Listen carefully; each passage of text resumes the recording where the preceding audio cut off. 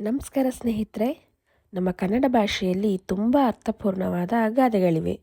ಪ್ರತಿ ಗಾದೆಯಲ್ಲೂ ಜೀವನಕ್ಕೆ ಬೇಕಾದ ಒಳ್ಳೆಯ ಪಾಠ ಅಡಗಿದೆ. ಇವತ್ತಿನ ಈ ವಿಡಿಯೋದಲ್ಲಿ ಕೆಲವು ಸುಂದರವಾದ ಕನ್ನಡ ಗಾದೆಗಳು ಮತ್ತು ಅದರ ಅರ್ಥಗಳನ್ನ ತಿಳಿದುಕೊಳ್ಳೋಣ. ಕನ್ನಡ ಗಾದೆಗಳು ಮತ್ತು ಅದರ ಅರ್ಥ ಭಾಗ 15. ವೇದ ಸುಳ್ಳಾದರೂ ಗಾದೆ ಸುಳ್ಳಾಗದು ಎಂಬ ಮಾತಿದೆ. ಗಾದೆಗಳು ನಾಣ್ಣುಡಿ. ಜನಸಾಮಾನ್ಯರ ಅನುಭವದ ಸಾರವೇ ಗಾದೆಗಳಾಗಿ ರೂಪುಗೊಂಡಿದೆ. ಗಾದೆಗಳನ್ನು ಸಾವಿರ ಮಾತಿನ ಸರ್ದಾರ ಅಂತ ಕರಿತೀವಿ.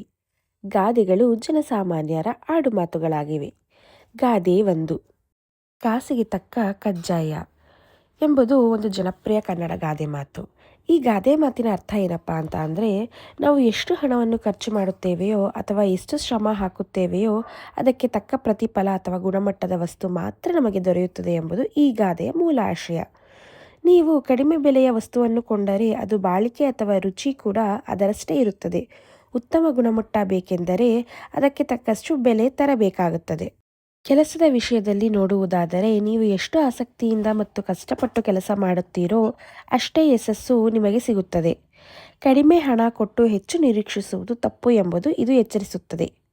ಸರಳವಾಗಿ ಹೇಳುವುದಾದರೆ, ಕೊಟ್ಟ ಕಾಸಿಗೆ ತಕ್ಕ ಗುಣ ಎಂಬುದು ಈ ಗಾದೆಯ ತಾತ್ಪರ್ಯ.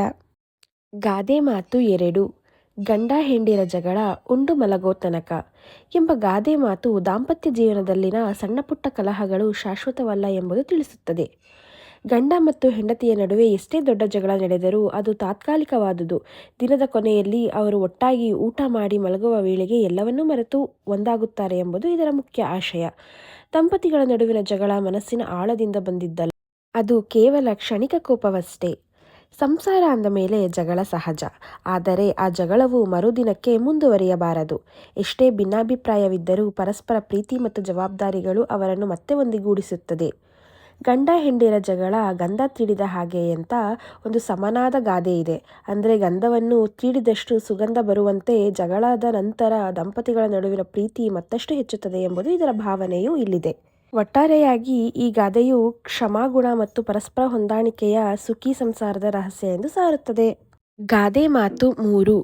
ಉಪ್ಪು ತಿಂದ ಮೇಲೆ ನೀರು ಕುಡಿಯಲೇಬೇಕು. ಈ ಗಾದೆಯ ಅರ್ಥ ಏನಪ್ಪಾ ಅಂತ ಅಂದರೆ, ಒಬ್ಬ ವ್ಯಕ್ತಿಯು ತಾನು ಮಾಡಿದ ಕೆಲಸದ ಪ್ರತಿಫಲವನ್ನು, ಅದು ಒಳ್ಳೆಯದೇ ಆಗಲಿ ಅಥವಾ ಕೆಟ್ಟದ್ದೇ ಆಗಲಿ, ಅನುಭವಿಸಲೇಬೇಕು ಎಂಬುದೇ ಈ ಗಾದೆಯ ಮುಖ್ಯ ಅರ್ಥವಾಗಿದೆ. ನಾವು ಉಪ್ಪನ್ನು ತಿಂದಾಗ ನೈಸರ್ಗಿಕವಾಗಿ ಬಾಯಾರಿಕೆಯಾಗಿ ನೀರು ಕುಡಿಯುವುದು ಹೇಗೆ ಅನಿವಾರ್ಯವೋ ಹಾಗೆಯೇ ನಾವು ಮಾಡಿದ ತಪ್ಪು ಅಥವಾ ಕೆಟ್ಟ ಕೆಲಸಕ್ಕೆ ತಕ್ಕ ಶಿಕ್ಷೆಯನ್ನು ಅನುಭವಿಸುವುದು ಅಷ್ಟೇ ಅನಿವಾರ್ಯ. ನಾವು ಯಾವುದಾದರೂ ಕರ್ಮ ಅಥವಾ ಅನಗತ್ಯ ಕೆಲಸಗಳನ್ನು ಮಾಡಿದಾಗ ಅದರ ಪರಿಣಾಮವು ನಮಗೆ ಸುಖದಾಯಕವಾಗಿರುವುದಿಲ್ಲ. ಆ ತಪ್ಪುಗಳ ಹೊಣೆಯನ್ನು ನಾವೇ ಹೊರಬೇಕು.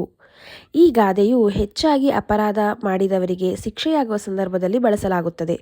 ತಪ್ಪು ಮಾಡಿದವನಿಗೆ ಕಾನೂನು ಶಿಕ್ಷೆ ಕೊಟ್ಟೇ ಕೊಡುತ್ತದೆ ಎಂಬುದು ಇದಕ್ಕೆ ಪೂರಕವಾಗಿದೆ.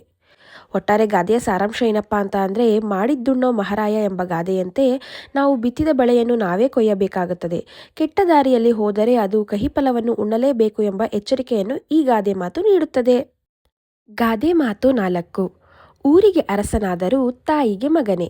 ಈ ಗಾದೆ ಮಾತು ಸಂಬಂಧಗಳ ಪವಿತ್ರತೆ ಮತ್ತು ಅಮ್ಮನ ಮಮತೆಯನ್ನು ಅತ್ಯಂತ ಸುಂದರವಾಗಿ ಎತ್ತಿ ತೋರಿಸುತ್ತಿದೆ. ಒಬ್ಬ ವ್ಯಕ್ತಿಯು ಸಮಾಜದಲ್ಲಿ ಎಷ್ಟೇ ದೊಡ್ಡ ಅಧಿಕಾರ ಹೊಂದಿರಲಿ, ಶ್ರೀಮಂತನಾಗಿರಲಿ ಅಥವಾ ಇಡೀ ಊರಿಗೆ ರಾಜನಾಗಿದ್ದರೂ ಸಹ ತನ್ನ ತಾಯಿಯ ಮುಂದೆ ಅವನು ಕೇವಲ ಒಬ್ಬ ಸಾಮಾನ್ಯ ಮಗನೇ ಆಗಿರುತ್ತಾನೆ. ಹೊರಗಿನ ಜಗತ್ತಿನಲ್ಲಿ ಒಬ್ಬನಿಗೆ ಗೌರವ, ಅಧಿಕಾರ ದೊರೆಯಬಹುದು, ಆದರೆ ಮನೆಯಲ್ಲಿ ತಾಯಿಯ ಪ್ರೀತಿ ಮತ್ತು ಮಮತೆಯ ಮುಂದೆ ಆ ಅಧಿಕಾರ ನಡೆಯುವುದಿಲ್ಲ. ಮಗ ಎಷ್ಟೇ ಬೆಳೆದು ದೊಡ್ಡವನಾದರೂ ತಾಯಿಗೆ ಅವನು ಎಂದಿಗೂ ಪುಟ್ಟ ಮಗುವೆ. ಆಕೆಗೆ ಅವನ ಪದವಿಗಿಂತ ಅವನ ಕ್ಷೇಮವೇ ಮುಖ್ಯ. ಈ ಗಾದೆಯು ಮನುಷ್ಯನಿಗೆ ಎಷ್ಟೇ ಯಶಸ್ಸು ಸಿಕ್ಕರೂ ಅಹಂಕಾರ ಪಡಬಾರದು, ತನ್ನ ಬೇರುಗಳನ್ನು ಅಂದರೆ ತಂದೆ ತಾಯಿಯನ್ನು ಮರೆಯಬಾರದು ಎಂಬ ಪಾಠ ಕಲಿಸುತ್ತದೆ. ಪದವಿ ಮತ್ತು ಅಧಿಕಾರಗಳು ಕೇವಲ ಹೊರಗಿನ ಪ್ರಪಂಚಕ್ಕೆ ಸೀಮಿತ, ಆದರೆ ತಾಯಿಯ ವಾತ್ಸಲ್ಯದ ಮುಂದೆ ಅವೆಲ್ಲವೂ ಗೌಣ. ಗಾದೆ ಮಾತು 5. ಹೋದ್ಯಾ ಪಿಚಾಚಿ ಅಂದರೆ ಬಂದೇ ಗವಾಕ್ಷಿ ಅಂದ ಹಾಗೆ. ಈ ಗಾದೆ ಮಾತಿನ ಅರ್ಥ ಏನಪ್ಪಾ ಅಂತ ಅಂದರೆ, ಒಂದು ಸಮಸ್ಯೆಯನ್ನು ಹೋಗಲಾಡಿಸಲು ಪ್ರಯತ್ನಿಸಿದಾಗ ಅದು ಬೇರೆ ರೂಪದಲ್ಲಿ ಮತ್ತೆ ಎದುರಾಗುವುದನ್ನು ಈ ಗಾದೆಯು ಸೂಚಿಸುತ್ತದೆ. ಒಂದು ಕಷ್ಟ ಅಥವಾ ಕಾಟ ಕೊಡುವ ವ್ಯಕ್ತಿಯನ್ನು ಮನೆಯ ಮುಂಬಾಗಿಲಿಂದ ಹೊರಹಾಕಿದರೆ ಅವರು ಕಿಟಕಿ ಅಂತ ಅಂದರೆ ಗವಾಕ್ಷಿಯ ಮೂಲಕ ಮತ್ತೆ ಒಳಗೆ ಬಂದ ಹಾಗೆ ಎಂದರ್ಥ. ಕೆಲವು ಸಮಸ್ಯೆಗಳು ಅಥವಾ ವ್ಯಕ್ತಿಗಳು ಎಷ್ಟು ದೂರ ಇಟ್ಟರೂ ಯಾವುದಾದರೊಂದು ದಾರಿಯಲ್ಲಿ ಮತ್ತೆ ನಮಗೆ ತೊಂದರೆ ಕೊಡುತ್ತಲೇ ಇರುತ್ತಾರೆ.